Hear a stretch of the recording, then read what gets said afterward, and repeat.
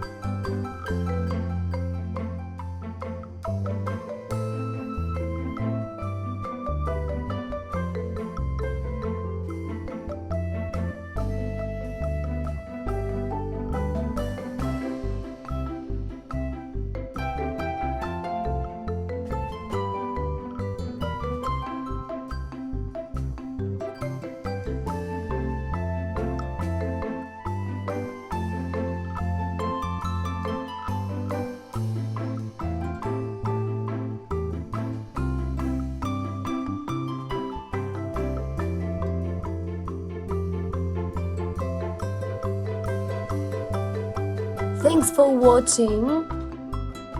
Today you saw a necklace with recycled materials. Again, thanks for watching and stay wonderful and humble.